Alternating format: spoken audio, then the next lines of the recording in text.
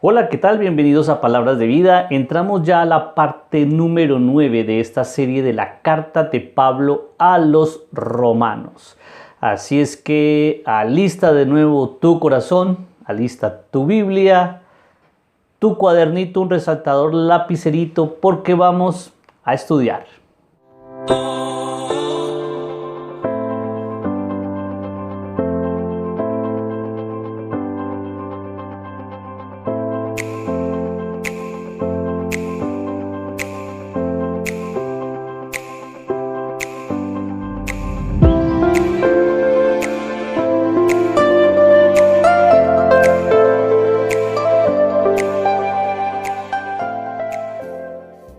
Iniciamos entonces o continuamos más bien con Romanos 5 del 1 al 6, que dice lo siguiente: justificados pues por la fe, tenemos paz para con Dios por medio de nuestro Señor Jesucristo, por quien también tenemos entrada por la fe a esta gracia, en la cual estamos firmes y nos gloriamos en la esperanza de la gloria de Dios.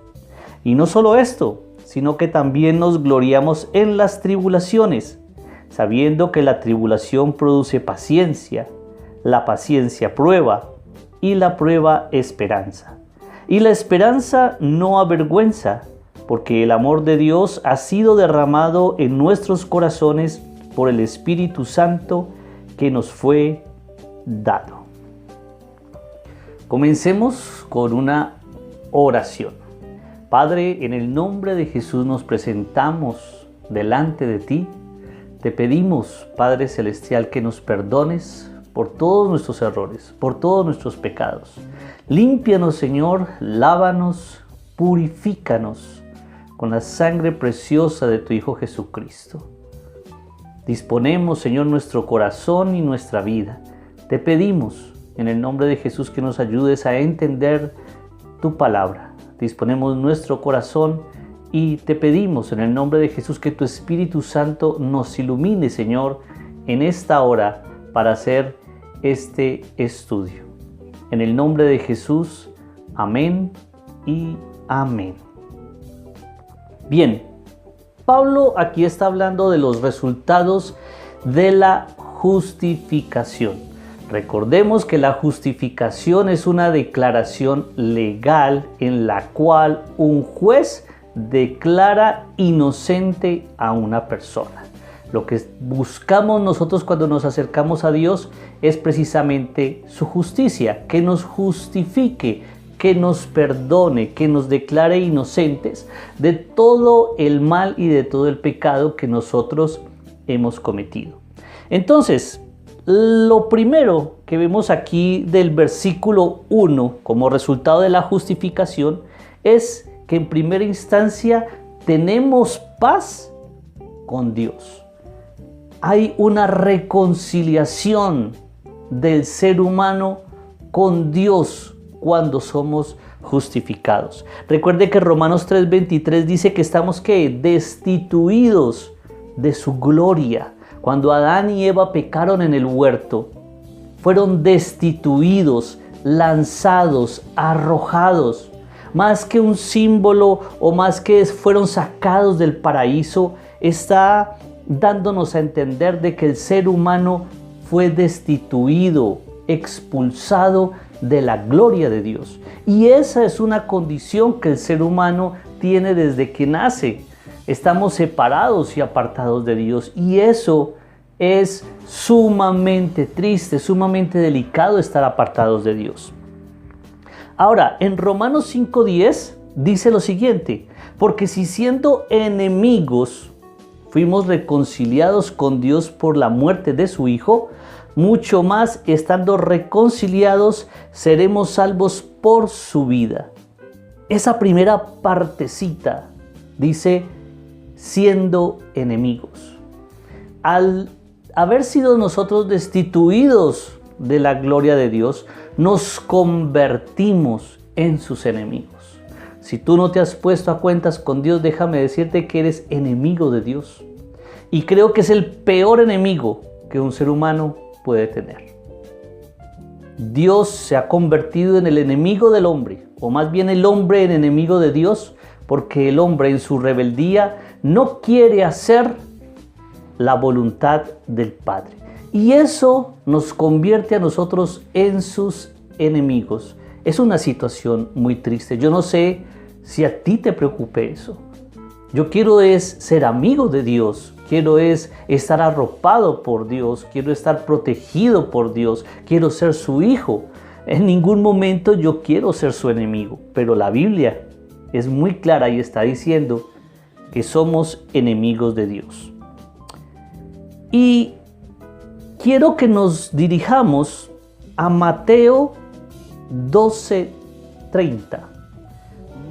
Aquí Jesús hace una fuerte declaración, y es una declaración muy radical que no toda persona tiene. Dice: el que no es conmigo, contra mí es. Esa primera parte. El que no es conmigo, contra mí es. Solamente tenemos dos opciones. O estamos con Dios, o somos amigos de Dios, o estamos en contra de Dios. Y eso es una declaración muy fuerte que hace Jesús. No hay como términos medios. Yo he escuchado a muchos decir: no, yo ni de parte de Dios ni de parte del diablo. Yo me quedo como en la mitad. No, o estás en un bando o estás en el otro. O sos amigo o sos enemigo. Y cuando somos justificados, el Señor nos reconcilia, tenemos paz para con Dios.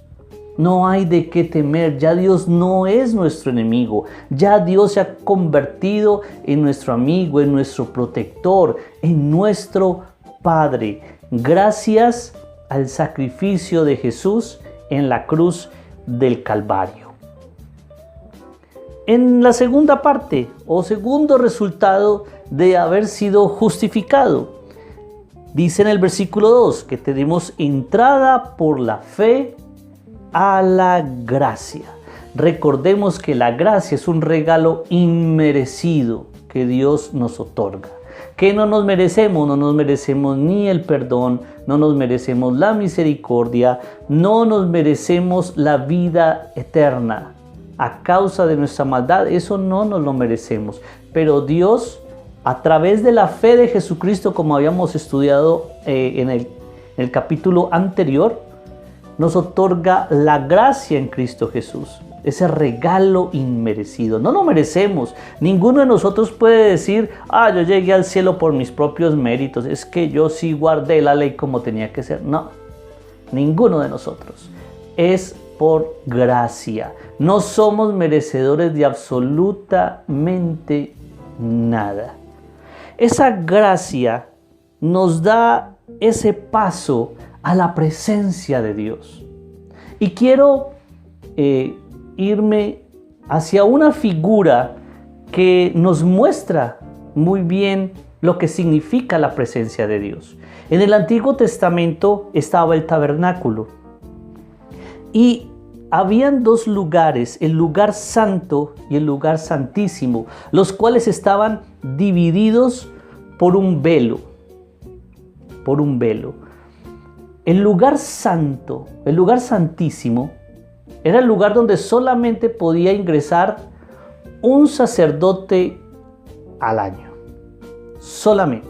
¿Por qué? Porque en el lugar santísimo estaba el arca del pacto y la presencia de Dios descendía sobre ese lugar. Dios estaba presente ahí en el lugar santísimo. Por eso no podían entrar todos. Por eso era solamente una vez al año que podía entrar un sacerdote. En el lugar santo sí podían estar los otros sacerdotes ministrando, pero al lugar santísimo solo uno. Y cuando ingresaban lo amarraban, lo ataban con una soga y unas campanitas para los sacrificios, que él cogía la sangre de los sacrificios una vez al año y lo esparcía sobre el arca. ¿Por qué iba atado este sacerdote y con campanitas. Mientras estuviese escuchando el sonido de las campanitas, significaba que ese sacerdote estaba vivo. Recuerde que la palabra dice, Dios dice, todo el que se acercare a mí, en él me santificaré. Y si ese sacerdote estaba en pecado, moría. Era tanta la santidad de Dios que al estar una persona delante de su presencia y estaba en pecado, moría. El cuerpo pecador no puede resistir la presencia de Dios. Y tenían que jalarlo entonces y traer al siguiente sacerdote. Era muy triste porque no teníamos ese acceso. Por eso necesitábamos sacerdotes que estuvieran en representación nuestra allá delante de la misma presencia de Dios. Pero aquí Pablo nos dice que tenemos entrada por la fe a la gracia. Cuando Jesús murió, recuerden que la Escritura dice que el velo del templo se rasgó.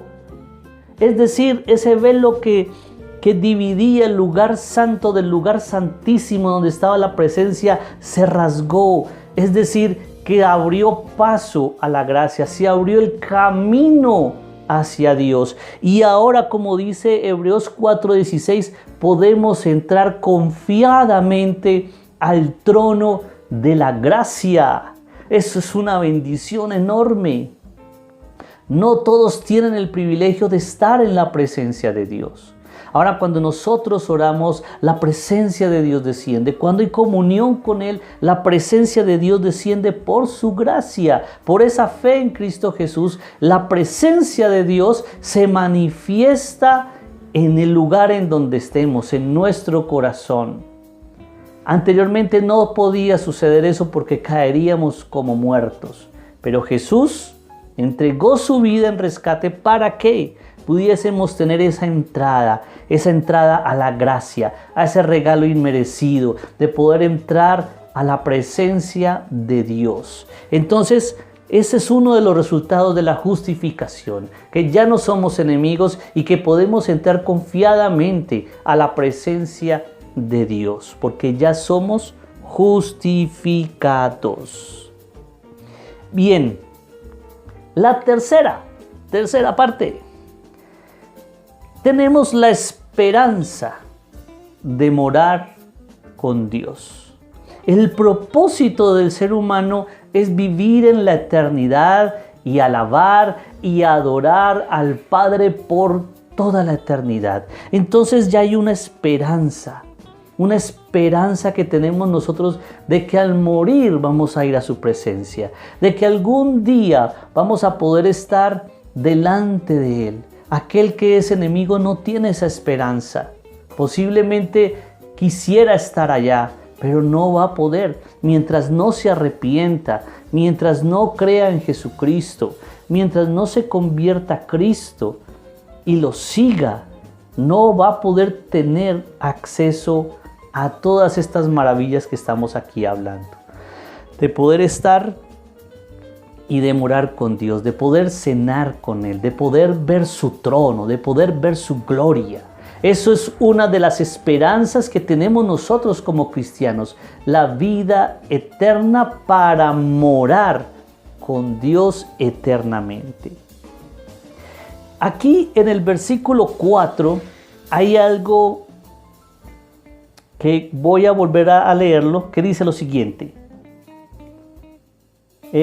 Terminando el versículo 3, Y no solo esto, sino que también nos gloriamos en las tribulaciones. Es una declaración muy extraña de parte de Pablo. En otras versiones dice gozarnos por las pruebas, por las dificultades. Cuando estén en pruebas, disfrútenlo, gócenlo, alégrense. Una pregunta: ¿quién se alegra por tener problemas? Yo creo que nadie. Si nos ponemos nosotros a analizar esto, es una declaración muy extraña.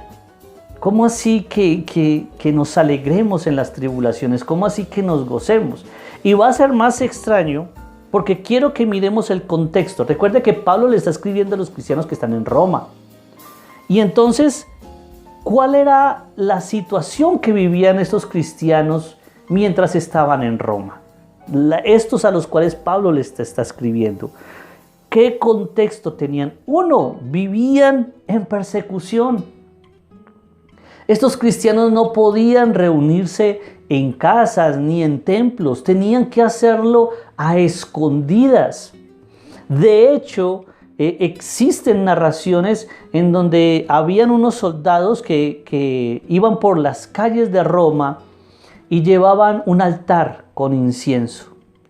Y ellos iban marchando los soldados y se acercaban a alguna parte donde hubiese gente o alguna aglomeración y los llamaban a todos. Ustedes, por favor, acérquense. Bueno, por favor, era que pedían el favor. Ustedes, acérquense. Denle honra y gloria al César. La gente se acercaba, tomaba un poco de incienso, lo vertía sobre ese altar y decían: el César es el Señor. Honor y gloria al César. Eso no lo iba a hacer un cristiano. ¿Qué haría un cristiano en ese entonces? Cuando ya veía a los soldados llegar con ese altar. El verdadero cristiano sabía: hasta aquí llegué. ¿Por qué? Porque cuando el cristiano verdadero se acercaba al trono del César, decía: Jesucristo es el Señor. Y podían pasar varias cosas. O los soldados desenfundaban sus espadas y lo mataban allí en público, o se lo llevaban a la cárcel. Era una persecución acérrima, fuerte en contra de los cristianos de esa época. Y Pablo les está diciendo a estos cristianos: gócense cuando estén en pruebas. Difícil. Ellos tenían que enfrentar la cárcel, tenían que enfrentar la tortura por el solo hecho de ser cristianos. Tenían que enfrentarse con que los llevaran al Coliseo romano para ser presas de los leones y ser burla de toda la gente que asistía a ese Coliseo para ver ese horrendo espectáculo. Era la situación crítica que estaban viviendo los cristianos de esa época. Y la pregunta es: ¿por qué entonces Pablo dice que las tribulaciones deben causarnos alegría? Hay que tener en cuenta una cosa. Hay una estrecha relación con los primeros 3 puntos que vimos nosotros, o los primeros 3 resultados de la justificación, con esos puntos que acabamos de ver. Y vamos a mirarlo porque Pablo dice eso. Es que aquí hay una estrecha relación de lo uno con lo otro. Pablo, en otras palabras, ¿qué está diciéndole a los cristianos? ¿Qué fue lo primero que vimos nosotros? Uno, que es mejor estar en guerra con Roma o con el mundo, entre paréntesis, que con Dios. Es mejor estar en guerra con Roma, le está hablando a esos cristianos, que con Dios. Hoy es mejor que estemos en guerra con el mundo. Nosotros los cristianos somos contracultura. Siempre vamos en contra de la corriente de lo que enseña el mundo. Siempre va a ser así. Siempre ha sido así y siempre será así. Vamos a leer Santiago 4:4. Oh almas adúlteras, ¿no sabéis que la amistad del mundo es enemistad contra Dios? Cualquiera pues que quiera ser amigo del mundo se constituye en enemigo de Dios. Ahí lo está diciendo. Recuerde que habíamos dicho que el hombre ha sido enemigo de Dios. Y aquí dice Pablo que Santiago, que el que se constituye amigo del mundo se convierte en enemigo de Dios. Entonces, en otras palabras, es mejor ser enemigos del mundo que enemigos de Dios. El mundo podrá matarnos, podrá torturarnos, podrá llevarnos a la cárcel, podrán silenciar nuestras voces, entre comillas, cerrar las cuentas de Facebook, pero no van a poder enviar nuestras almas al infierno.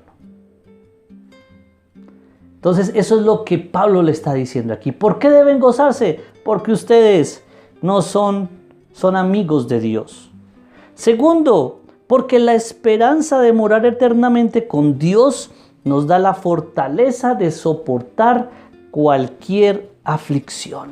Eso es lo que está diciendo Pablo. Esa es la estrecha relación del por qué, a pesar de las pruebas y las dificultades, debemos gozarnos, porque tenemos una esperanza muy grande. Y esto, como dice el versículo número 4, dice que todas estas pruebas o todo lo que esto que vivimos, cuando nos gozamos en las tribulaciones, en los problemas, pues esto nos va a traer paciencia.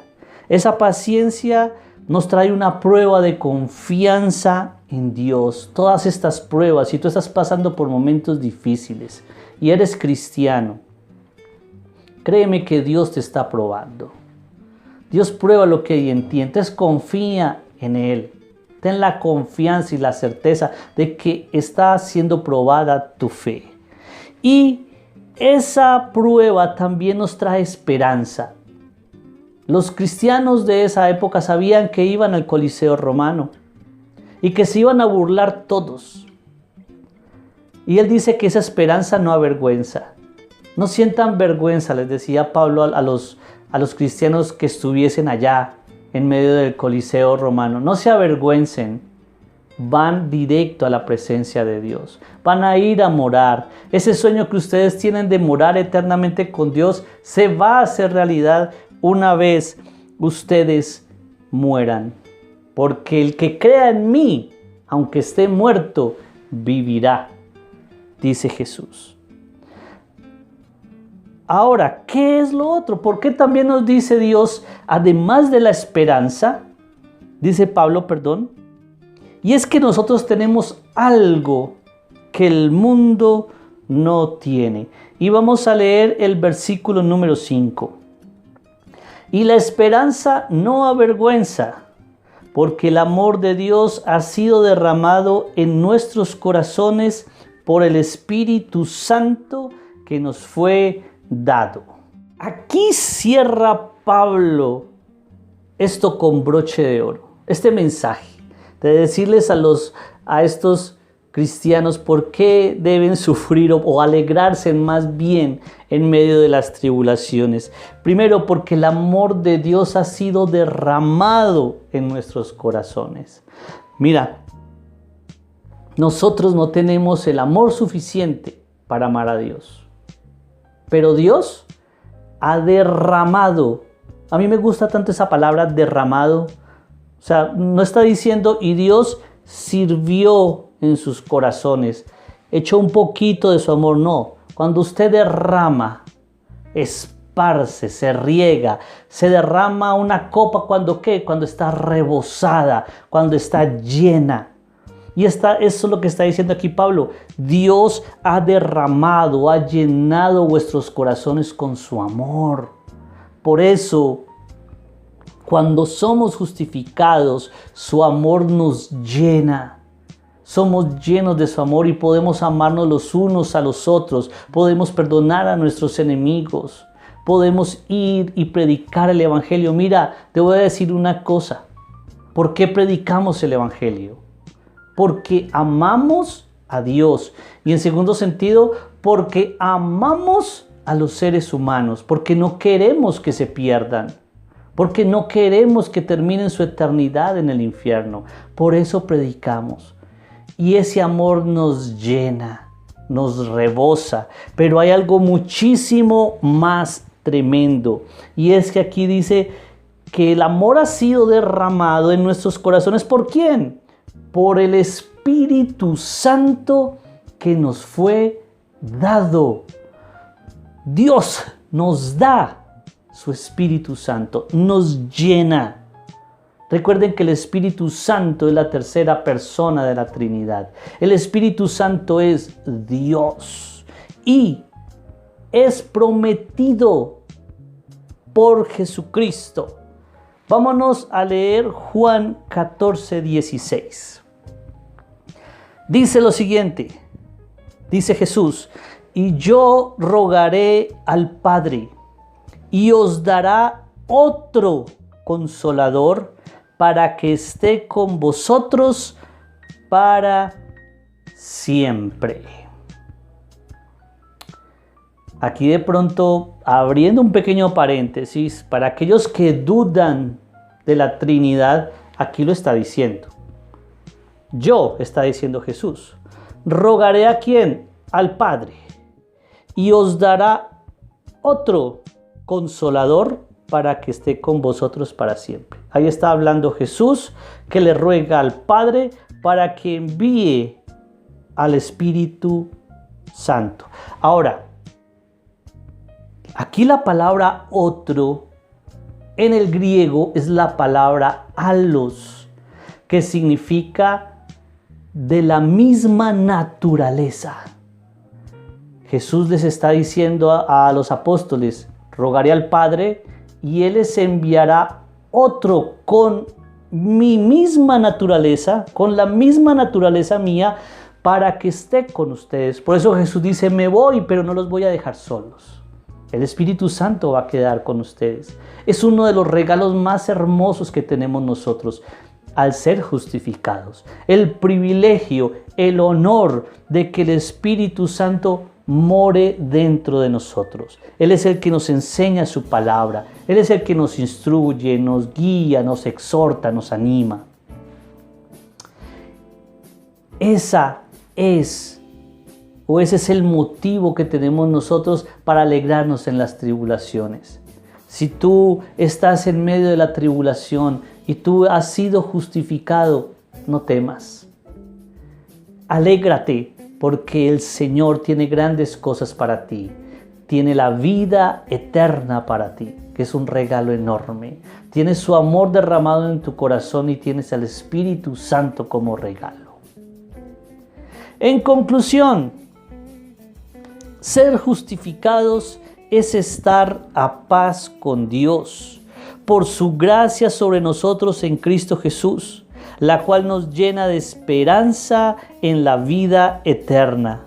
Todo dolor o quebranto es minimizado al ser llenos de su amor y ser saturados con la presencia del Espíritu Santo en nuestros corazones. Qué bendición tan enorme ser justificados por Dios, por nuestra fe en Jesucristo. Eso es un regalo enorme. Cerremos con una oración. Padre, te damos gracias por la justificación, por el sacrificio, Señor, que has hecho tú, Señor Jesús, por nosotros. Porque gracias a ti tenemos acceso a la presencia de Dios Todopoderoso. Porque tenemos, Señor, el privilegio de ser justificados, de estar a paz con Dios. Tenemos el privilegio y la esperanza de que vamos a estar contigo en la eternidad. Gracias, Señor, porque a través de las tribulaciones y de las pruebas, tú, Señor, nos formas. Tú formas nuestro carácter y nos ayudas y nos enseñas también a confiar en ti. Gracias por derramar de tu amor, de tu inmenso amor, y gracias por darnos la presencia del Espíritu Santo en nuestros corazones. En el nombre de Jesús, amén y amén. No olviden buscarnos también en YouTube, suscríbanse, hagan clic en la campanita para activar las notificaciones, compartan estos mensajes. Igualmente nos pueden encontrar en el Facebook y pueden encontrar todo nuestro material también en audio a través de Google Podcast, Spotify, iTunes y Anchor. Allí pueden encontrar todo este material en audio y espero que se suscriban, espero que escriban. Yo siempre estoy atento a escuchar, a leer los comentarios que ustedes hagan al respecto. Si Dios lo permite, para dentro de 8 días estaremos ya con la 10ª parte de este estudio de la carta de Pablo a los romanos. Que Dios te bendiga. Un abrazo. Bendiciones.